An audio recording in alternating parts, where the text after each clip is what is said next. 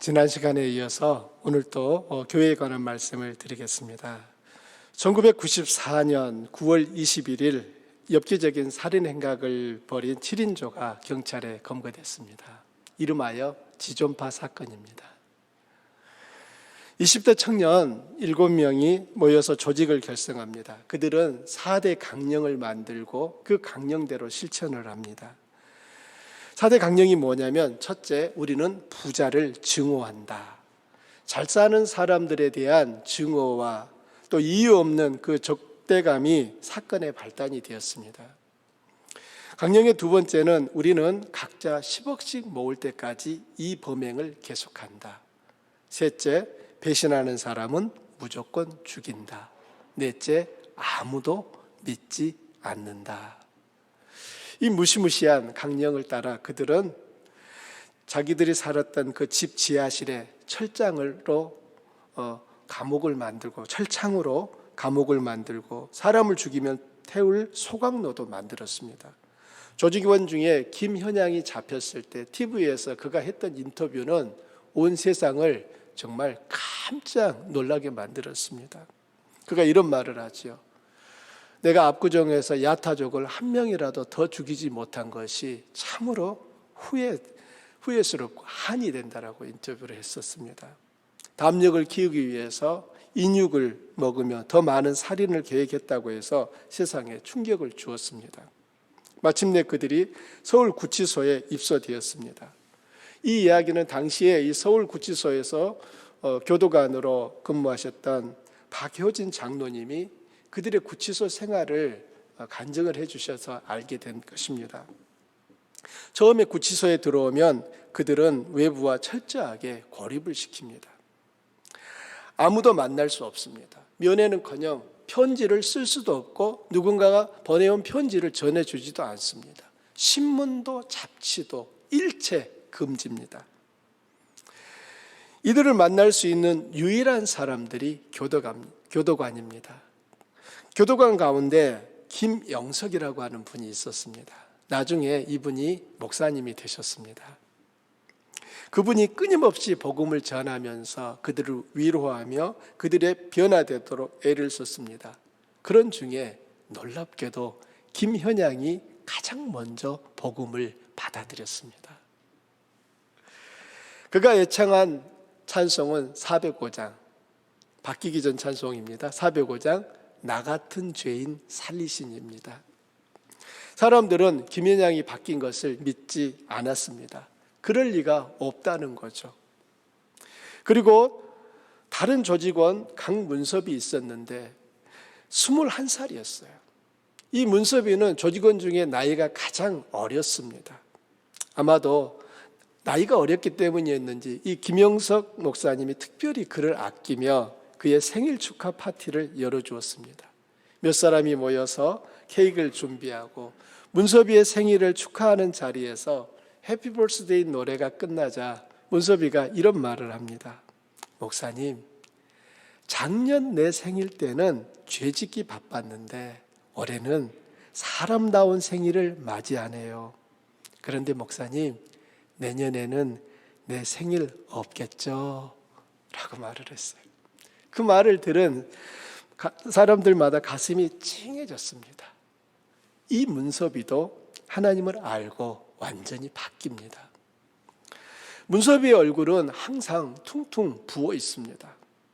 왜냐하면 너무나 성경을 읽고 싶은데 앉아서 읽으면 다른 죄수들이 잠자는데 방해가 될까 봐 아예 그냥 바닥에 엎드려서 그 희미한 불빛 밑에서 2시간, 3시간, 4시간 성경을 읽다 보니 피가 다 얼굴로 몰려가지고 얼굴이 아침이 되면 퉁퉁 부어 있었던 것입니다. 그들은 이렇게 매일 바뀌어갑니다. 몇 달 후 1995년 4월 부활절날 서울구치소에서 합동 예배가 열렸습니다.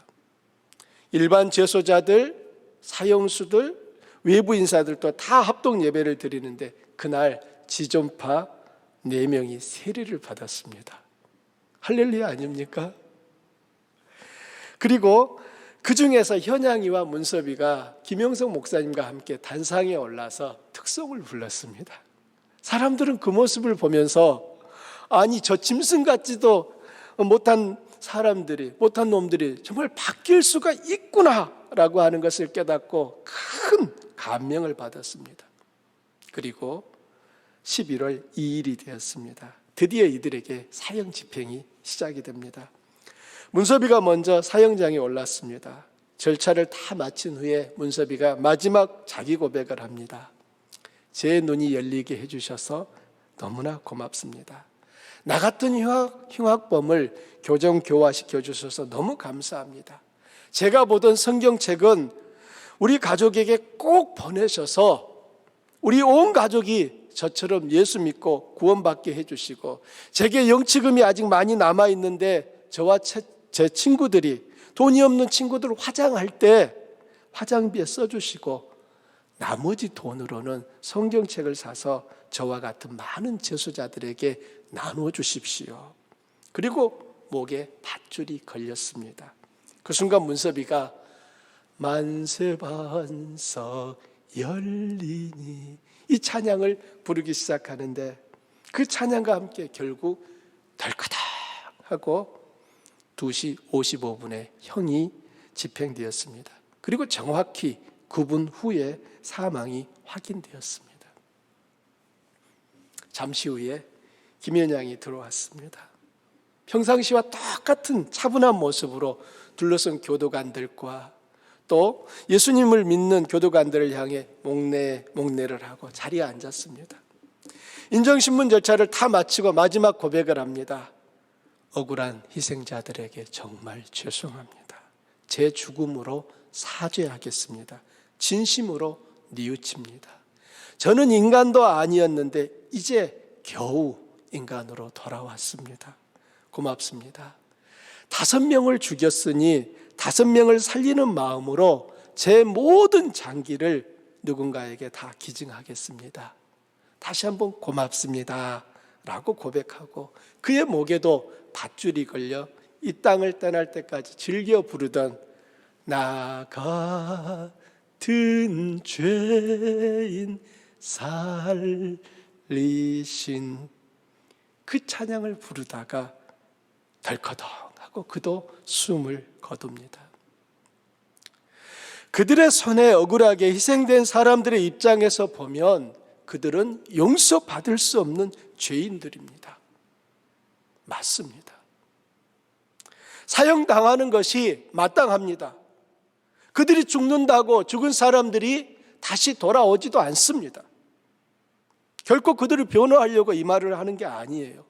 다만 그렇게 악한 자들이었지만 사람 죽이는 것을 아무렇지 않게 여기던 살인마들도 하나님의 은혜를 알게 되니 바뀌는 변화가 있더라는 것을 말하고 싶은 것입니다. 오늘날 교회가 존재해야 하는 이유가 무엇입니까?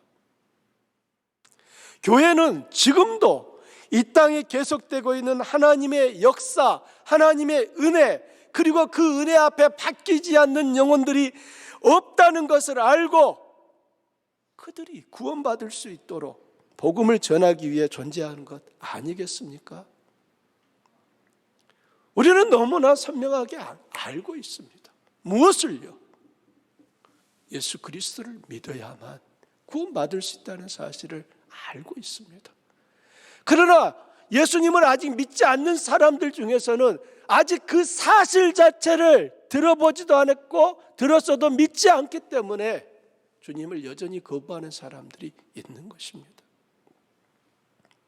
이 땅에 교회가 없다면 하나님의 놀라운 은혜와 십자가 위에서 이루어진 구원의 사건은 세상에 전해지지 않을 것입니다.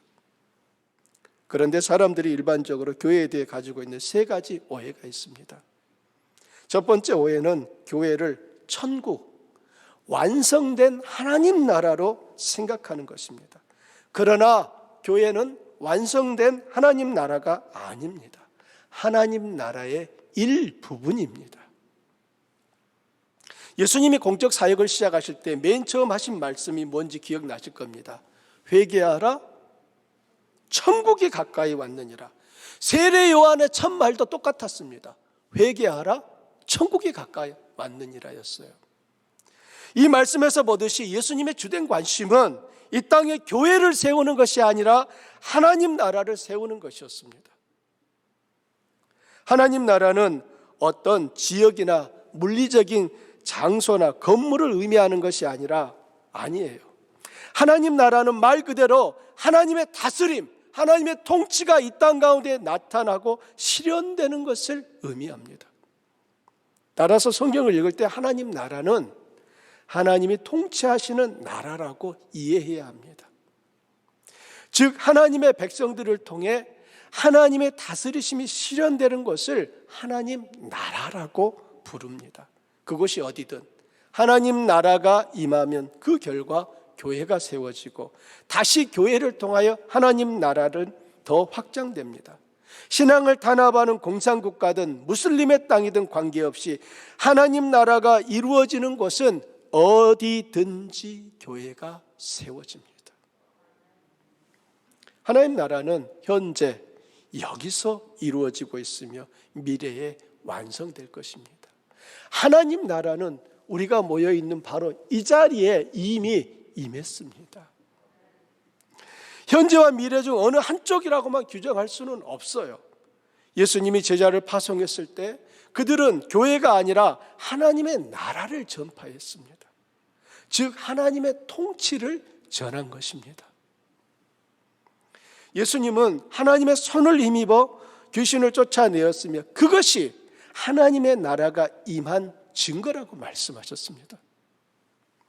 제자들이 이 땅에 하나님의 나라가 임했다고 선포한 것은 예수님이 이 땅에 오심으로 하나님의 나라, 즉 하나님의 다스리시는 것이 세상에 나타나고 사람들이 하나님 나라를 손으로 만지고 경험할 수 있게 되었기 때문입니다. 하나님의 통치는 진공 상태에서 이루어지는 것이 아닙니다. 우리가 살고 있는 현실 속에서 이루어집니다.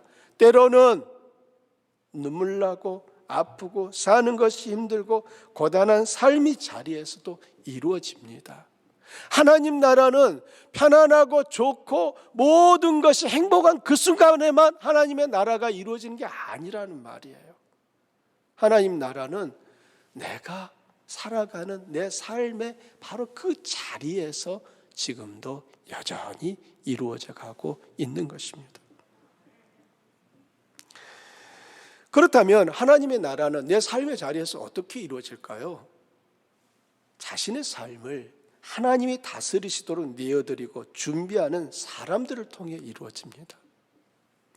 하나님의 나라는 큰 교회를 세웠다고 거기에 하나님의 나라가 크게 임하는 게 아니에요. 하나님의 나라는 하나님의 통치를 기뻐하며 그 통치 앞에 기꺼이 자신의 의지를 내어드리며 자신의 재능과 자신의 삶을 하나님이 쓰시도록 양도해드리는 바로 하나님의 백성들을 통하여 이루어지고 있습니다. 예수님이 사역 초기에 제자들을 부르신 이유는 이 땅에 하나님의 통치를 실현하는 사람들, 즉 공동체를 세우고자 하셨기 때문입니다. 그렇게 세워진 공동체를 교회, 에클레시아라고 부릅니다. 교회라고 번역한 에클레시아는 물리적인 건물이 아닙니다. 에클레시아는 언제나 사람들의 모임, 공동체를 의미합니다. 이런 점에서 교회는 살아있는 생명체이고 서로 밀접하게 영향을 주고받는 유기적인 존재입니다. 자, 한번 옆에 분하고 이렇게 손을 한번 뻗어 보십시오. 손이 닿습니까? 자, 지금 거리 때문에 지금 안 닿는 분도 있지만 조금 더 다가가면 어떻게 될까요? 이게 교회라는 거예요. 교회는 살아있는 거예요. 유기적인 존재예요. 나와 옆에 있는 또 다른 하나님의 백성이 서로 연결되어 있는 것, 그게 바로 교회인 것입니다. 살아있는 생명체는 공통점이 있습니다. 움직이고 변화합니다. 반면에 죽은 것은 움직임이 없습니다. 시간이 흘러도 아무런 변화가 일어나지 않습니다. 건강한 교회는 하나님의 뜻을 향해 움직이고 그 가운데 생명을 낳고 그 생명이 또 다른 생명을 낳는 성장과 발전이 나타납니다. 그러나 병든 교회, 죽은 교회는 하나님의 뜻을 이루는 데 관심이 없으며 생명 탄생의 변화도 일어나지 않습니다. 이 땅에 건강한 교회가 많아질수록 하나님 나라는 점점 커집니다. 개념적으로 보게 되면 하나님 나라는 교회보다 더 큽니다. 교회는 하나님 나라에 의해 시작됩니다. 이 땅의 교회는 하나님 나라에 포함되고 하나님 나라의 일부입니다. 이 사실을 우리에게 적용하면 하나님 나라에 속한 사람은 눈에 안 보이는 우주적 교회의 일원인과 동시에 눈에 보이는 이 땅의 교회에도 속해 있습니다. 하지만 지상의 교회는 아직 실수하고 허물이 많고 연약합니다. 완성된 하나님 나라에 참여하기까지는 죄에 넘어지고 죄의 유혹을 받으며 죄를 지을 가능성이 항상 있습니다. 따라서 교회 안에는 죄를 안 짓는 의인들만 있고 흠없는 천사들만 있으리라 기대하는 것은 잘못되었습니다. 많은 분들이 교회를 다니면서 시험에 들어 교회를 떠나는 것을 보았습니다. 목사에게 시험 들고 장로에게 사기를 당해 교회라는 말만 들어도 머리가 아프다고 손사래를 칩니다. 참으로 안타까운 일이지만 이런 일은 계속되고 있습니다. 그럼에도 불구하고 건강한 교회, 생명력 있는 교회는 지상의 불완전한 교회를 완전한 하나님 나라의 모습으로 만들어갑니다. 먼저 부름받은 사람들이 새로운 사람들과 처음 믿은 사람들의 본이 되어줍니다. 나중 온 사람들은 먼저 온 성도들의 말과 생각과 행동을 보며 하나님 나라의 하나님의 사랑을 알게 되고 경험하면서 기꺼이 자기 삶을 자기에게 본이 되어준 그분처럼 하나님의 통치 앞에 내려놓게 됩니다. 그동안 자기가 주인이었던 인생의 통치권을 하나님이 다스리시도록 내어드립니다. 하나님이 우리에게 그분의 통치를 온전히 따르며 순복하기를 원하시는 이유는 그럴 때 하나님이 영광을 받으시고 또 다른 사람들을 하나님 나라로 이끌 수 있기 때문입니다. 하나님은 하나님의 나라를 실현하고 확장하기 위해 자기를 내려놓고 사랑으로 섬기며 나누기에 힘쓰는 사람들을 기뻐하시고 은혜를 주십니다. 반면에 하나님 나라의 실현을 방해하고 막아서는 사람들에게는 반드시 그 책임을 물으십니다. 우리들이 교회 안에서 힘써야 할 일은 목소리를 높이고 사람들을 편가르는 것이 아닙니다. 함께 하나님의 나라를 향해 나아가도록 이끌어주며 서로의 어려움을 볼 때마다 하나님께 기도하고 간구하며 하나님이 일하시도록 요청하는 것입니다. 저는 이런 말을 듣기를 소망합니다. 새로운 성도가 어느 정도 일정 기간이 지났을 때 목사님 저는 아무개 집사님을 보면서 아무개 권사님을 보면서 참 많이 바뀌었어요. 제가 처음에 교회에 왔을 때 어떻게 신앙생활을 해야 되는지 나는 몰랐어요. 그런데 그분을 보면서 신앙생활은 저렇게 하는 거구나 하는 것을 저는 알게 되었어요. 그런 소리를 제가 많이 듣고 싶습니다. 바로 우리 집사님들이 바로 그 모델이 되어 주시면 좋겠습니다. 한 분만이 모델이 아니라 생각해 보십시오. 그 교회 안에 모델이 될 만한 분이 한 분 있는 것과 그 교회에 있는 분은 다 모델이라고 하면 어느 교회가 건강한 교회이고 어느 교회가 하나님을 더 기쁘시게 하는 교회겠습니까? 2020년 조선일보 신문에 기사가 하나 실렸습니다. 기사의 제목이 94세 최고령 의사 한원주 씨 별세, 마지막 말 힘내 사랑해입니다. 바로 이분입니다. 94세 때까지 의사를 하신 거예요. 한원주 의사는 경기도 남양주 매그너스 요양병원에서 소천하기 한 달 전까지도 진료를 했습니다. 80대 중반의 나이에 요양병원에 의사로 와서 섬기며 수많은 환자들이 마지막 길을 준비하도록 도우며 하나님 앞에 설 수 있도록 그들을 이끌어 주었습니다. 독립운동가이자 의사였던 아버지와 독립운동가의 어머니 사이에서 태어난 고인은 1949년 고려대 의대 전신인 경성의학여자전문학교를 졸업하고 산부인과 전문의를 취득합니다. 그 후 물리학자였던 남편과 함께 미국으로 유학을 와서 미국에서 내과의가 되었습니다. 내과 전문의를 딴 뒤에 다시 한국으로 돌아가 병원을 차리게 됩니다. 활발하게 병원을 운영하면서 많은 돈을 벌었지만 어느 날 갑작스런 남편의 죽음으로 인해서 하나님 앞에 매달릴 수밖에 없게 되었다고 말합니다. 그때 하나님께서 이 한원주 성도의 마음에 하나의 소망을 주신 거예요. 그래서 잘 나가던 병원을 정리하고 그 후로 수십 년간 무료 진료 봉사 활동을 펼쳤습니다. 하나님이 주신 마음이 무료 진료 봉사였던 거예요. 어려운 이웃들을 위해 살기로 결심하고 30년이 넘도록 그 길을 걸어갔는데 고인의 고백에 따르면 무료 진료를 하면서 이웃들의 병이 낫고 그들이 살아나는 것을 보니까 너무 재밌고 보람있고 하나님이 기뻐하실 것 같아서 그 일을 할 수 있었다고 말합니다. 하나님이 기뻐하시는 일을 한다는 게 내 기쁨이 되니까 돈 버는 것이 문제가 아니었다고 환하게 웃었습니다. 하나님은 한원주 성도처럼 그분을 바라보며 그분이 기뻐하시는 일을 실천하는 하나님의 백성들을 통해 오늘도 이 땅에 하나님 나라가 더욱 확장되게 하십니다. 하나님 나라의 확장을 위해 힘쓰고 수고한 성도들에게는 하나님이 주실 영광의 면류관이 기다리고 있습니다. 여러분이 이 소망을 가지시기를 바랍니다. 하나님 앞에 서는 그날 하나님이 내게 주실 그 영광의 면류관들이 내게 주어질 것들을 바라보는 삶을 더욱 사셨으면 좋겠습니다. 두 번째 오해는 교회를 건물로 생각하는 것입니다. 그러나 교회는 예배당이 아니라 공동체를 의미합니다. 여러분 에클레시아 한번 따라해 보십시오. 에클레시아. 에클레시아라고 하는 이 말은 조직이나 기관 같은 것이 아니라 그분에게 속한 것으로 간주되는 백성들의 무리이며 제자들입니다. 우리들이 교회는 건물이 아니라 제자들이라는 인식을 갖는 것은 대단히 중요합니다. 이것이 분명하지 않으면 많은 성도들이 예배당을 세우는 것을 교회를 세우는 것으로 착각합니다. 예배당이 화려하고 클수록 교회를 잘 세웠다고 생각합니다.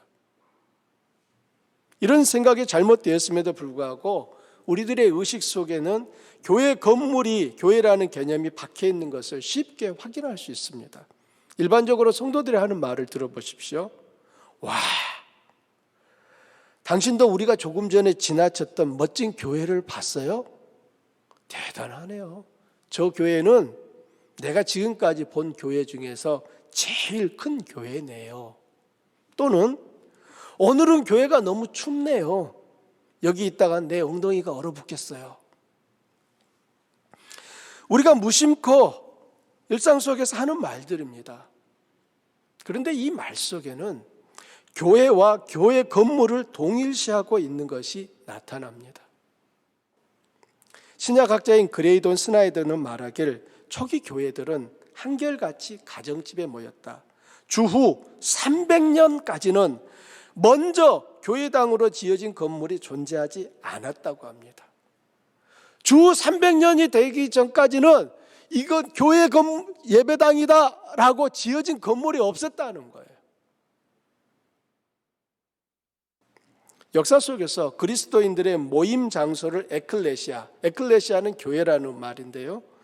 교회라고 부른 사람은 주후 190년경에 살았던 알렉산드리아의 클레멘트였습니다. 클레멘트는 교회에 간다라고 하는 표현을 최초로 사용한 사람이에요. 하지만 이 표현이 1세기 성도들에게는 매우 낯설은 말이었습니다. 왜냐하면 1세기 성도들은 교회를 장소가 아닌 사람으로 이해하고 있었기 때문에 교회에 간다는 말은 적합한 표현이 아니라고 생각했던 것입니다.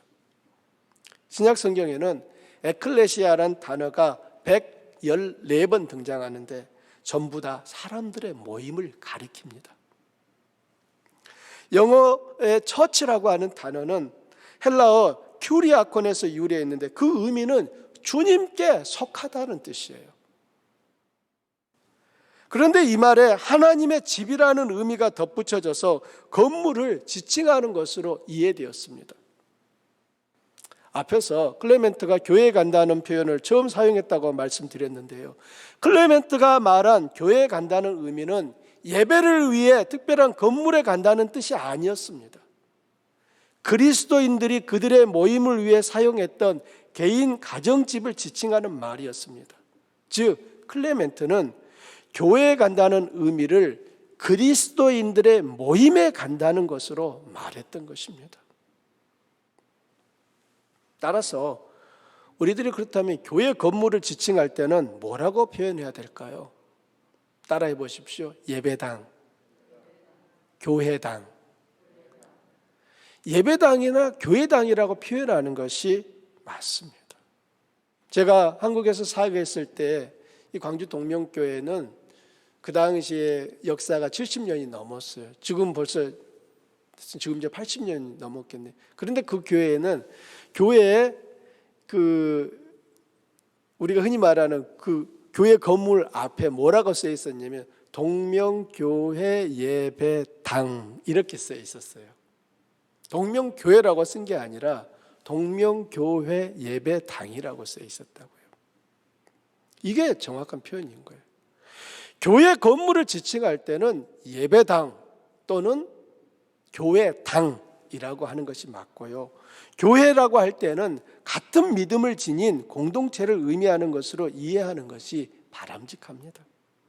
어떤 분은 아니 목사님 오랫동안 그렇게 써왔고 지금도 그렇게 사용하고 있는데 교회라 부르든 예배당이라 부르든 별 차이 있겠습니까? 라고 생각하는 분도 계실 겁니다.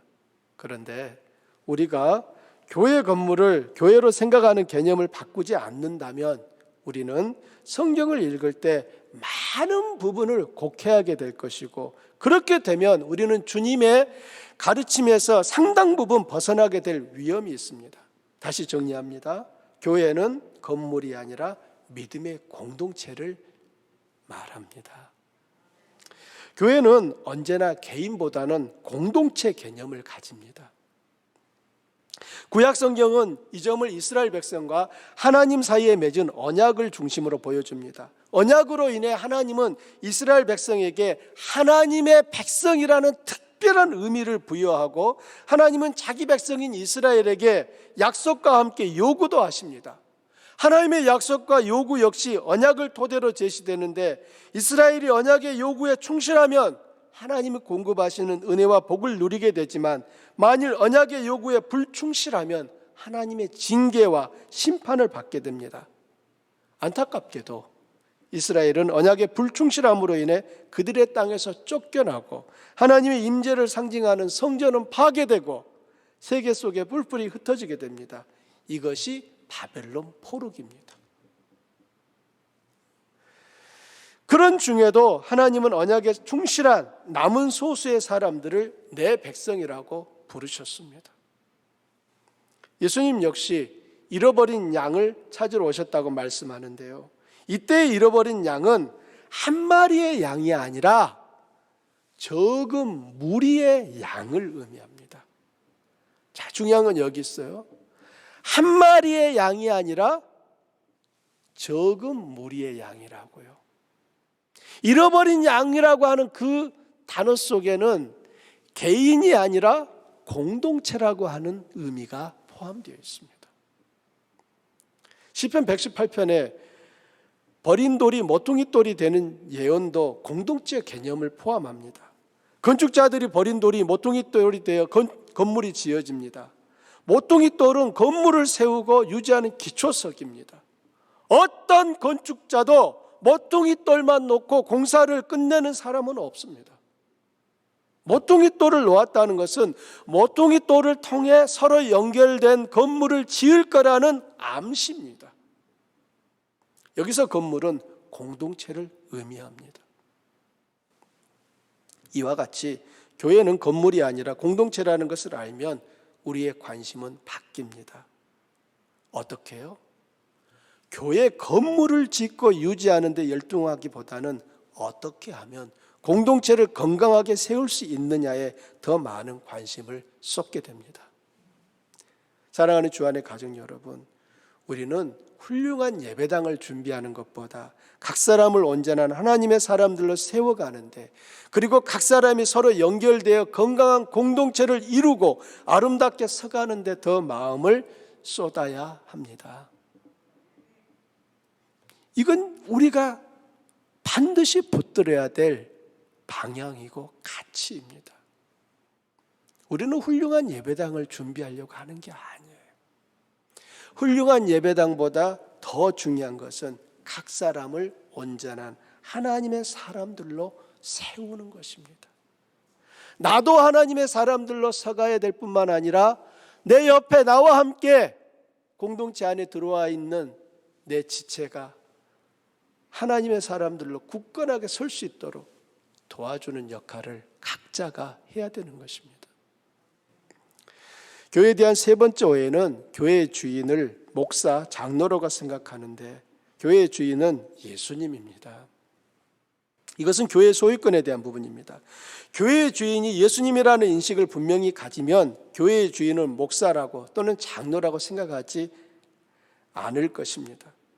저 교회는 아무개 목사 거야, 저 교회는 아무개 장로가 세웠어, 이런 표현이 얼마나 우스운 말인지 알게 될 것입니다. 오늘 본문 18절은 교회에 관한 베드로의 역할에 대해 역사 속에서 가톨릭과 개신교 사이에 오랜 논쟁이 있었던 말입니다.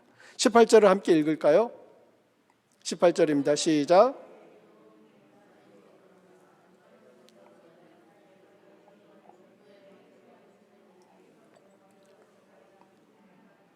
아멘. 이 말씀은 예수님께서 베드로의 신앙 고백을 들은 후에 하신 말입니다. 예수님은 명확하게 내가 이 반석 위에 내 교회를 세우겠다고 하십니다. 예수님은 교회를 내 교회라고 말씀합니다.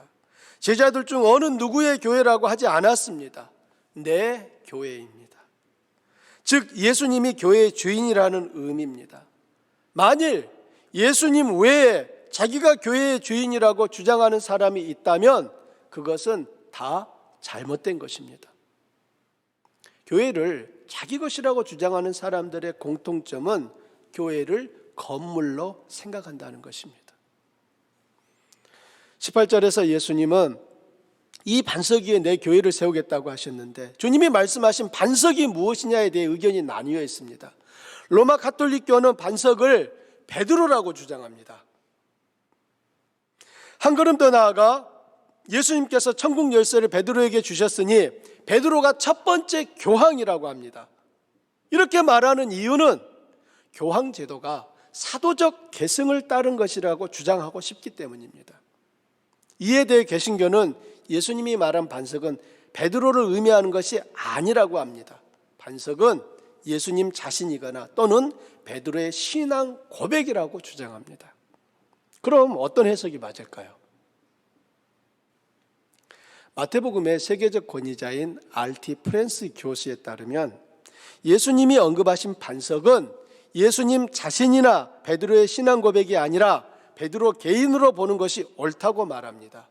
하지만 반석을 베드로 개인으로 해석하는 것이 가톨릭에서 주장하는 것처럼 베드로를 예수님의 후계자로 제시하거나 교황 제도의 근거로 제시하는 것은 결코 아니라고 합니다. 현재 로마 가톨릭 교회 교황은 프란치스코인데 그는 몇 번째 교황이죠?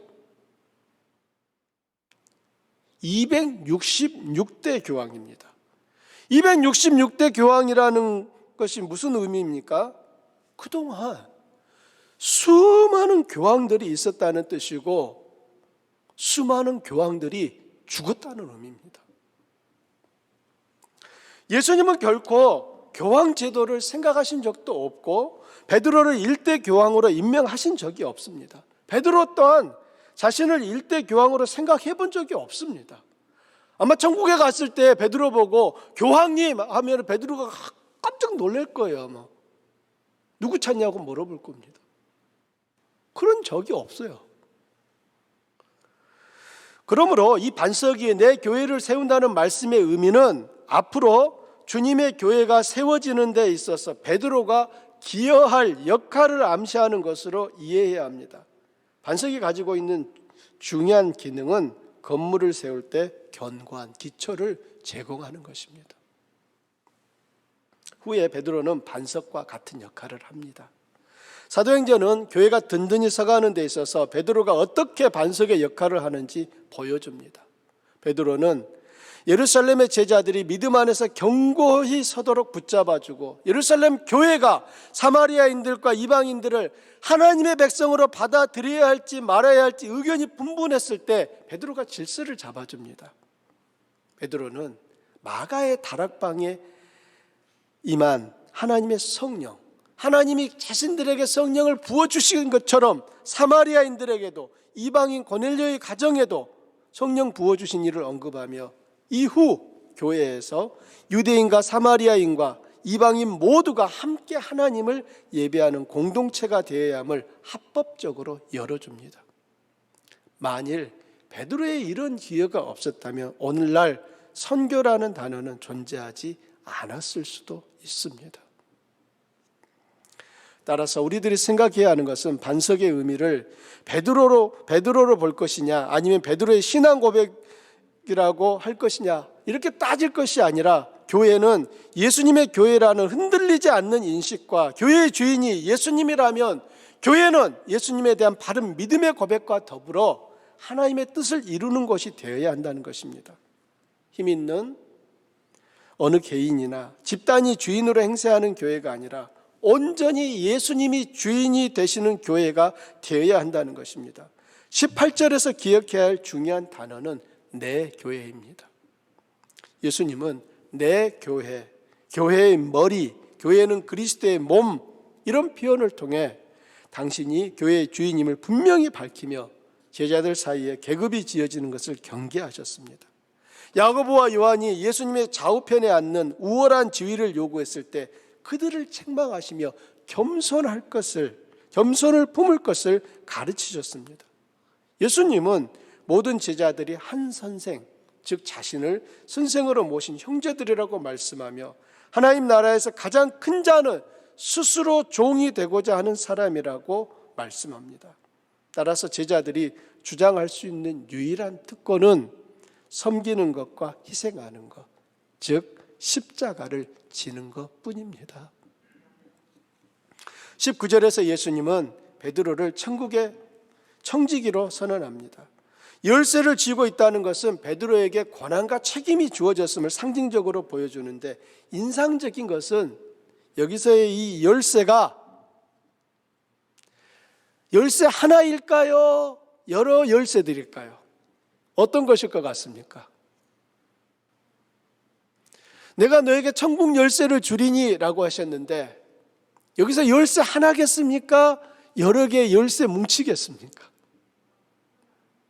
자, 하나라고 하시는 분 계시고요. 하나 이상 열쇠 뭉치라고 혹시 생각하시는 분 안 계십니까?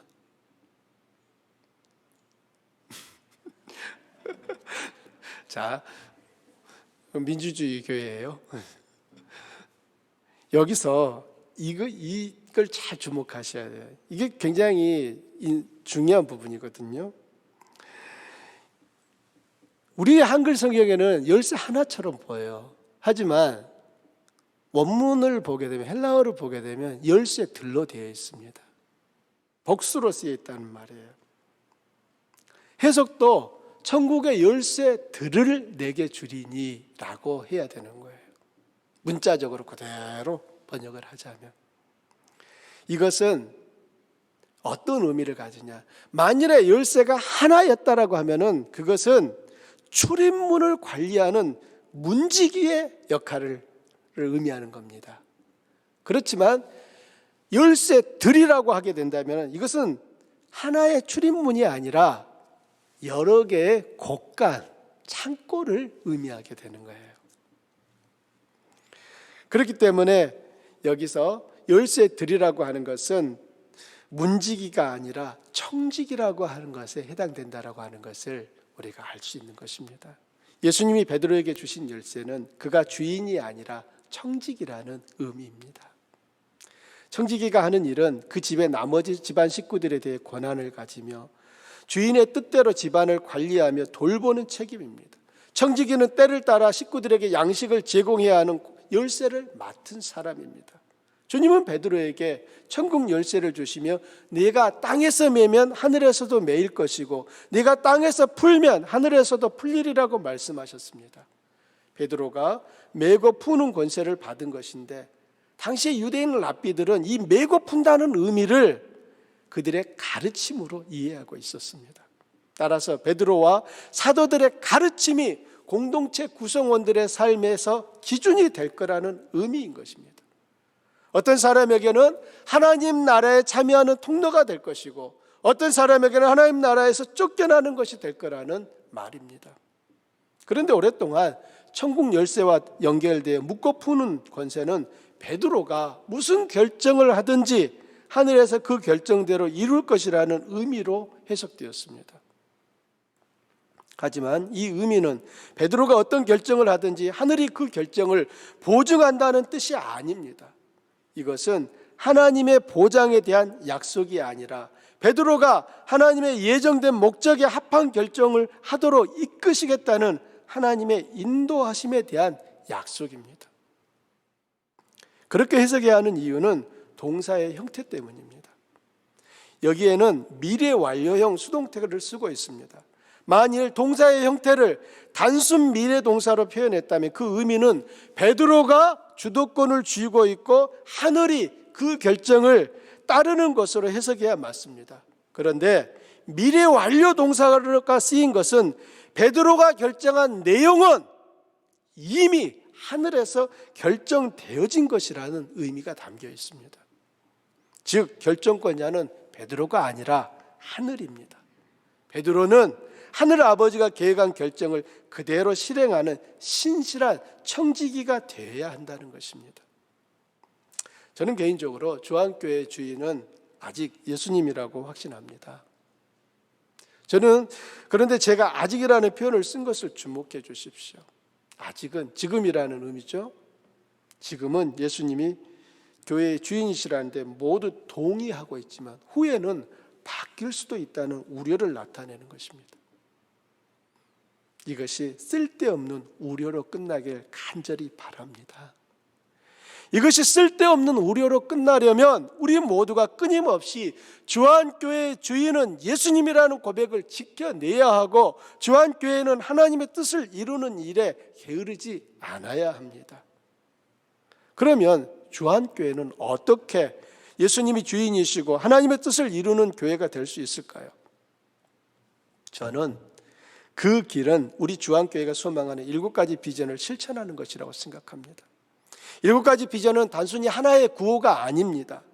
우리들이 함께 이루어가야 할 방향이고 목표입니다. 이후에 7가지 비전은 하나하나 따로 떼어 살펴볼 텐데요. 오늘 이 시간에는 숲과 나무 중에서 먼저 숲을 보는 것처럼 7가지 비전의 큰 방향과 줄기만 말씀드리겠습니다. 첫 번째 비전은 오직 예수 재림신앙입니다. 여러분 따라해 보십시오. 오직 예수 재림신앙. 이것은 주안교회는 구원의 유일한 길은 오직 예수님뿐임을 믿고 그렇게 가르칠 것을 의미합니다. 그리고 그 주님이 언젠가 반드시 이 땅에 다시 오실 것을 믿고 기다리는 공동체입니다. 세상은 주님이 재림하시는 그날이 가장 고통스럽고 슬픈 날이 되겠지만 주님의 다시 오심을 기다려온 성도들에게는 가장 기쁘고 즐거운 날이 될 것입니다. 두 번째 비전은 영혼 구원입니다.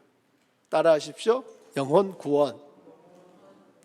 예수님이 이 땅에 오셔서 이루고자 하셨던 하나님의 뜻은 영혼을 구원하는 일이었습니다. 주님은 그 일을 하기 위해 채찍에 맞으셨습니다. 조롱과 멸시를 참으셨고 양손과 발에 못이 박혀 십자가에 달려 죽으셨습니다. 그리고 부활하시고 제자들과 40일을 함께 보내고 하늘로 올라가실 때 다시 오실 것을 약속하시며 모든 민족을 제자로 삼아 아버지와 아들과 성령의 이름으로 세례를 주고 주님이 분부한 모든 것을 가르쳐 지키게 하라는 지상 명령을 주셨습니다. 우리 주안교회는 주님이 보여주시고 말씀하신 그 일대로 영혼 구원하는 일에 마음을 쏟고자 하는 것입니다. 세 번째 비전은 서로 사랑입니다. 서로 사랑. 우리들은 각자 태어난 것도 자라난 것도 부모님도 다 다릅니다. 그런데 예수님을 통해 하나님의 가족이 되었습니다. 믿으시면 아멘. 우리들이 영적 한 가족임을 나타내는 길은 서로 사랑하는 것입니다. 사랑은 상대방의 짐을 함께 져줍니다. 주안교회는 서로의 짐을 함께 지고 서로 헌신함을 통해 우리가 한 가족임을 알게 되는 공동체입니다. 네 번째 비전은 참된 예배자입니다. 참된 예배자. 교회는 침묵단체가 아니에요. 침묵합니다. 그러나 침묵 그 자체를 목적으로 하지 않습니다. 교회는 하나님을 성령과 진리로 예배하는 예배 공동체입니다. 하나님 나라가 임하면 그곳에 하나님을 예배하는 공동체가 생깁니다. 주안교회의 우선순위는 언제나 성삼위 하나님이 되어야 합니다. 다섯 번째 비전은 변화되는 삶입니다. 다 함께 고백해 보실까요? 변화되는 삶. 생명체는 변화가 일어납니다. 하늘에 별을 심어도 한쪽에 콩을 심어도 많은 열매가 자라납니다. 그 속에 생명이 있기 때문입니다. 우리 안에도 믿음이 있습니다. 그 믿음의 증거는 삶으로 나타나는 변화입니다. 주안교회는 믿음의 증거를 입술의 고백만으로 그치지 않고 우리 삶의 구체적인 변화로 나타내길 힘쓸 것입니다. 여섯 번째는 선한 영향력입니다. 다 함께 선한 영향력. 빛이 있는 곳에는 어둠이 사라집니다. 소금은 부패를 방지하며 신선함을 유지합니다.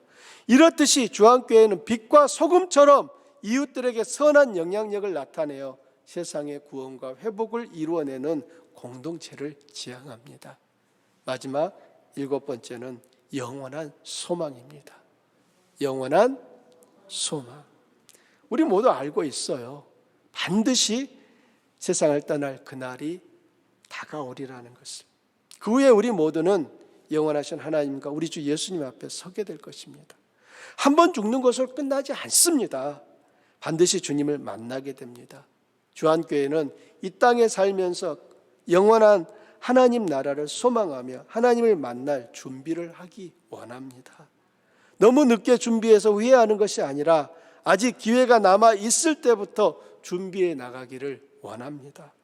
주님을 만나고 그분이 베푸실 영원한 상을 바라보는 천국 소망으로 세상의 유혹과 핍박을 견디고 이기는 공동체가 되는 것입니다. 말씀의 결론입니다. 우리는 예배당을 짓는 사람들이 아닙니다. 우리들은 교회를 짓는 사람들임을 마음에 새기시기 바랍니다. 예수님이 주인이신 교회, 하나님의 뜻이 우리 모두가 이루고자 하는 가치와 목적이 되는 교회를 소망합니다. 베드로가 말한 것처럼 바른 신앙 고백은 교회를 이루는 기초입니다. 그런데 교회라고 번역된 에클레시아는 언제나 공동체를 의미하는 것처럼 새로운 성전은 실제 돌로 이루어진 건물이 아니라 산돌, 즉 바른 믿음을 고백하는 공동체에 의해 지어집니다. 우리말 성경에 음부의 권세라고 번역한 이 하데스의 문들은 사망에 대한 은유적 표현입니다. 사망은 살아계신 하나님의 교회를 구속하거나 붙들어 맬 수 없습니다. 예수님이 세우신 새로운 공동체는 사망을 이깁니다. 이 교회는 결코 멸망하지 않을 것입니다. 주안교회가 하나님의 뜻을 이루며 하나님의 영광을 온 세계에 나타내는 교회가 되는 꿈을 우리 모두 함께 꾸며 달려가십시다. 내년 이맘때 2주년이 되었을 때 주안공동체를 위한 우리 각자의 수고와 사랑과 헌신이 주안교회를 어떻게 아름답고 건강하고 생명력 넘치는 교회로 일구어냈는지 서로 확인하며 기뻐하고 감사하고 소망 속에서 주님의 이름을 높여드리기를 예수님의 이름으로 축원합니다. 그러면 같이 기도할까요?